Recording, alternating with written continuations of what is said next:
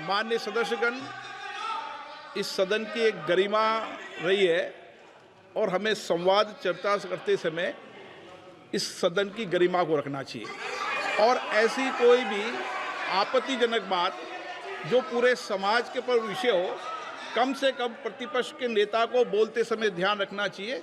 मैं इसको सीरियस तरीके से देखूंगा।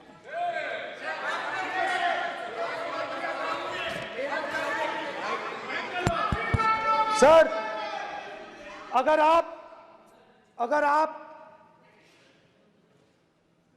हिंदू धर्म के जो महापुरुष हैं, महापुरुष छोड़िए, अगर आप शिव जी को देखें तो क्या हो रहा है सर?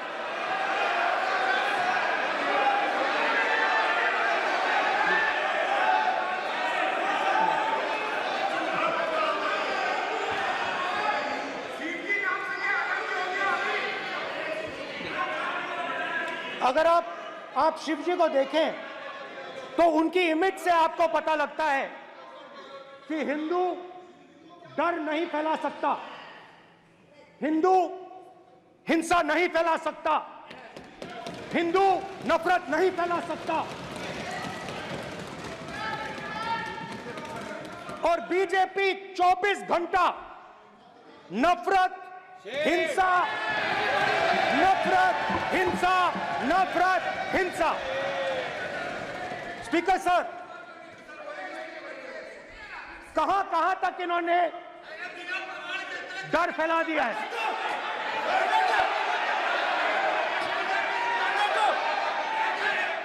प्लीज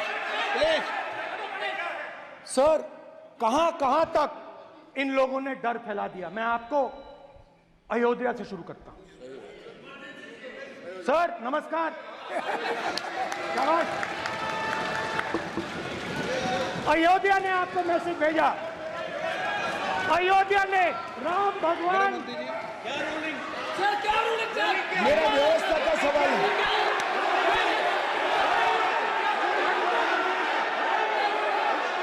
इस सदन के नियमों की पुस्तिका, इससे कुछ सदस्यों को क्या मुक्ति दे दी गई है? आपके गाइडेंस के बाद भी बार बार तस्वीर बताना, पूरे बीजेपी को हिंसा कर रही है ऐसे कहना, खड़े होकर एक दूसरे के बीच में हस्तधून करना, सारे नियम इनको लागू नहीं होते हैं। नियम मालूम नहीं है तो ट्यूशन रख ले साहब। सदन इस तरह से नहीं चल सकता है। ये सदन, मेरा आपसे आग्रह है कि ये सदन ऑर्डर में रहना चाहिए, नियमों के अनुसार रहना चाहिए। ये हम सभी सदस्यों का आपसे विनंती है। स्पीकर सर, एक मिनट प्लीज।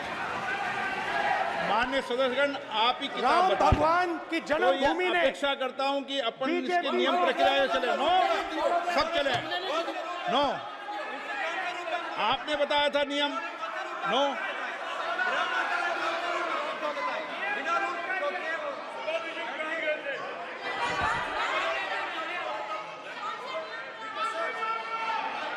माइक दीजिए सर। हाँ सर, मेरा सवाल है सर, इस माइक का कंट्रोलर किसके हाथ में? प्लीज बैठिए सर, ये ऑफ होता है, प्लीज माने बैठिए प्लीज। ये बार कई बार विषय उठ गई और बहुत गंभीर, और माननीय सदस्य, आप प्रतिपक्ष के नेता हैं, आप सदन के बाहर भी ये बात कहते हैं कि माइक बंद कर देते हैं। मैंने कई बार आग्रहपूर्वक किया कि आसन पर इस तरीके का आरोप नहीं लगाएं। नो प्लीज, बात सुनिए। आसन पर सभी दल के, प्लीज, आसन पर सभी दल के लोग बैठते हैं और सभी दल के लोग सभापति तालिका पे हैं और सब जानते हैं कि एक व्यवस्था होती है, जिस भी माननीय सदस्यों को आग्रह किया जाता है बोलने का वो बोला जाता है, और जिसको आग्रह नहीं किया जाता उसका माइक चालू नहीं होता। आप बोलने के लिए खड़े, आपका माइक कभी बंद नहीं हुआ, कभी बंद नहीं हुआ। आप अगर आसन में जो भी विराज रहे हैं वो अगर आपका नाम नहीं पुकारते हैं तब माइक चालू नहीं होता। ये व्यवस्था हमेशा इस सदन की रही है, पुराने में भी और नए में भी।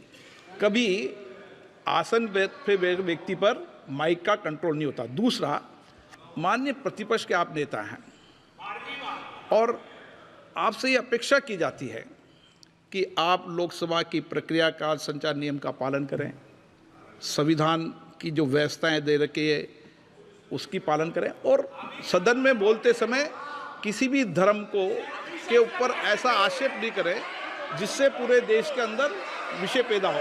यह आपसे अपेक्षा की जाती है। सर, मैं बिल्कुल आपकी रिस्पेक्ट करता हूं स्पीकर सर, मगर मेरे भाषण के बीच में सच्चाई ये है कि माइक ऑफ हो जाता है। मैं क्या करूं, हो जाता है वो। अब आपने देखा मैंने अयोध्या शब्द यूज किया और माइक ऑफ हो गया। नो, अरे ये प्रधानमंत्री मोदी जी के टाइम में आधा आधा कह आएगा क्या? तो अयोध्या ने राम भगवान की जन्मभूमि, प्लीज ब्रदर, राम भगवान की जन्मभूमि ने बीजेपी को मैसेज दिया, और ये आपके सामने मैसेज बैठे हुए हैं। मैंने इनसे पूछा, कल कॉफी पी, इनसे मैंने पूछा कि बताइए ये हुआ क्या। बीजेपी ने राम मंदिर का इनॉग्रेशन किया, बोलने दीजिए, राम मंदिर का इनॉग्रेशन किया। अरे भाई आप हार गए, उसको सहन करिए। नाम बोलने की कोई जरूरत नहीं है, मैं भाषण दे रहा हूं, आप नहीं दे रहे हो। मुझे बोलना है जो बोलना है, मुझे नाम लेने की कोई जरूरत नहीं, मुझे जो बोलना है मैं बोलूंगा। तो अयोध्या ने मैसेज दिया और मैंने इनसे पूछा कि हुआ क्या, और इनका जवाब आया। मैंने उनसे पूछा कि आपको कब पता लगा कि आप अयोध्या में जीत रहे हो, और आपने कहा पहले दिन से मुझे पता था। सही बात। और मैंने कहा ये क्या हुआ, उन्होंने कहा राहुल जी अयोध्या में एयरपोर्ट बना, अयोध्या की जनता से जमीन छीनी गई और आज तक उन्हें मुआवजा नहीं मिला है। उन्होंने कहा, सही बात, उन्होंने कहा कि अयोध्या में जो भी छोटे छोटे दुकानदार थे, जो भी छोटी छोटी बिल्डिंग्स थी, उन सारों को तोड़कर गिरा दिया गया और उन लोगों को सड़क पर कर दिया गया। इन्होंने यह भी कहा कि अयोध्या के इनॉग्रेशन में अयोध्या की जनता को बहुत दुख हुआ, क्योंकि इनॉग्रेशन में अदानी जी थे, अंबानी जी थे, मगर अयोध्या का कोई नहीं था। और ये कारण था कि अयोध्या की जनता में, उनके दिल में नरेंद्र मोदी जी ने भय डाल दिया। उनकी जमीन ले ली, उनके घर गिरा दिए, और फिर अयोध्या के गरीब लोगों को, किसानों को, मजदूरों को मंदिर के इनॉग्रेशन तक नहीं जाने दिया। मंदिर के इनॉग्रेशन छोड़ो, उसके बाहर भी नहीं जाने दिया। और इसीलिए अयोध्या की जनता ने सही मैसेज भेजा। अच्छा, इन्होंने मुझे एक और बात बोली, 3 बार इन्होंने कहा कि 3 बार नरेंद्र मोदी ने टेस्ट किया, 2 बार क्या मैं अयोध्या से लड़ जाऊं। और सर्वेयर्स ने कहा अयोध्या में मत लड़ जाना,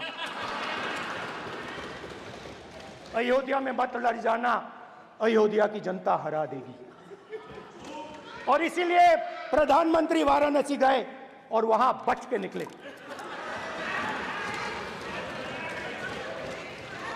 तो अयोध्या की जनता को डराया, पूरे देश को डरा दिया। मैं आपको बताता हूं, आज सुबह में आया, राजनाथ सिंह जी ने मुस्कुरा के मुझे नमस्ते की और मोदी जी बैठे हैं, मुस्कुराहट नहीं, सीरियस, नमस्ते भी नहीं करते। कहीं मोदी जी ना देख लें, प्रॉब्लम हो जाएगी। वही कहानी गडकरी जी की है, सच्चाई है।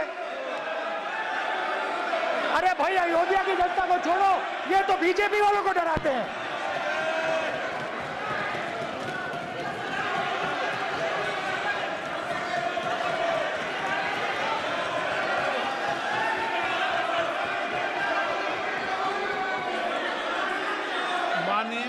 सर क्या है? माननीय एक मिनट, माननीय प्रतिपक्ष के नेता, एक मिनट,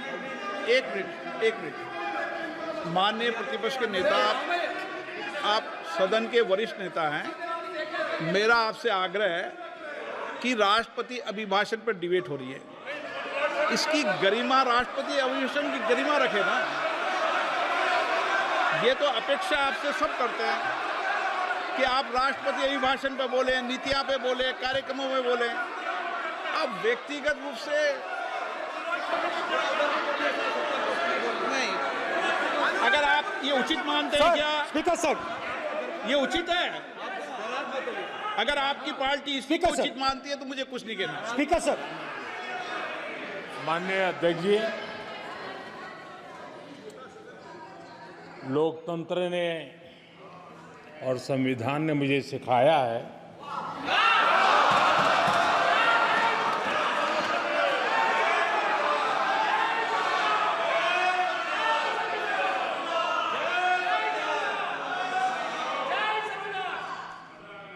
कि मुझे विपक्ष के नेता को गंभीरता से लेना चाहिए।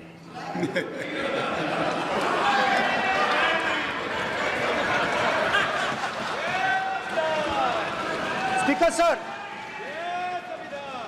सर, आपने कहा कि डिबेट प्रेसिडेंट्स एड्रेस पे होनी चाहिए। ये जो मैंने किया है, अनुराग ठाकुर जी ने अयोध्या की बात की थी, अनुराग ठाकुर जी ने सनातन धर्म पर आक्रमण की बात की थी, इसीलिए मैंने ये किया है। मैं दिखाना चाहता हूं कि अयोध्या में क्या हुआ, अयोध्या की सच्चाई क्या थी। प्रेसिडेंट्स डिबेट में उन्होंने बात उठाई थी, मैंने बात बंद की। प्रधानमंत्री जी को अच्छी लगी अयोध्या के बाद अच्छी लगी, डर फैलाया और ऑपोजिशन का रिस्पांस एक साथ मिलकर भारत जोड़ो यात्रा, सारे के सारे ऑपोजिशन, पूरा देश एक साथ मिलकर कन्याकुमारी से कश्मीर तक चला। और जो आपने डर फैलाया, उसके बारे में यात्रा में बहुत कुछ सुनने को मिला। अभी तक याद है, सुबह 7 बजे, 7-8 बजे की बात थी, यात्रा में चल रहे थे। एक महिला आती है, हमारे साथ चलती है, मेरा हाथ पकड़ती है और घबराई हुई सी थी। तो मैंने पूछा क्या हुआ, वो मुझे कहती है मुझे मार रहा है, मुझे मार रहा है।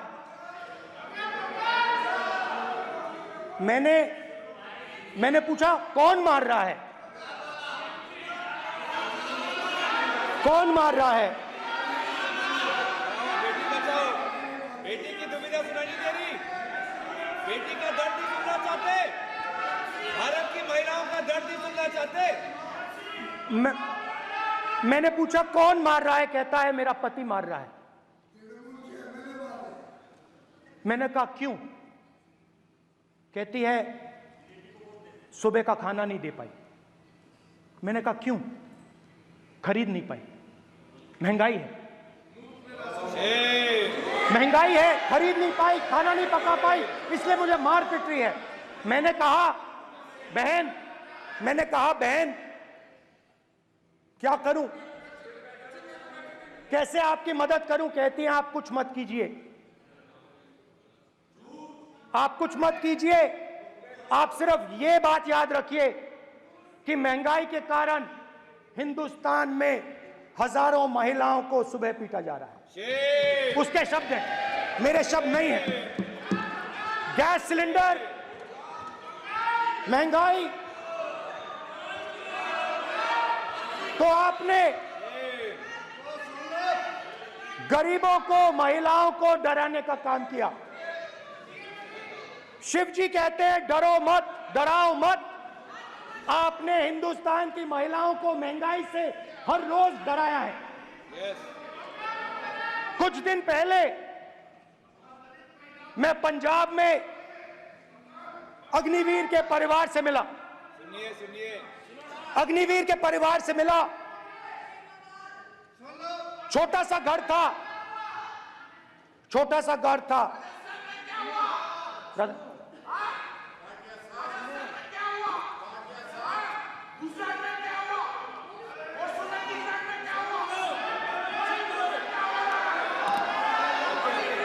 ठीक है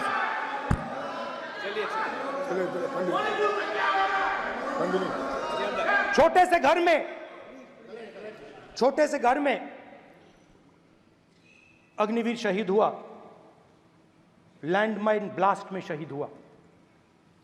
मैं उसे शहीद कह रहा हूं, मगर हिंदुस्तान की सरकार उसे शहीद नहीं कहती है। नरेंद्र मोदी उसे शहीद नहीं कहते हैं, नरेंद्र मोदी उसे अग्निवीर कहते हैं। उस घर को पेंशन नहीं मिलेगी, उस घर को कंपनसेशन नहीं मिलेगी, शहीद का दर्जा नहीं मिलेगा। और बेचारे बैठे हुए थे, 3 बहनें थी, एक साथ बैठी हुई थी, रो रही थी।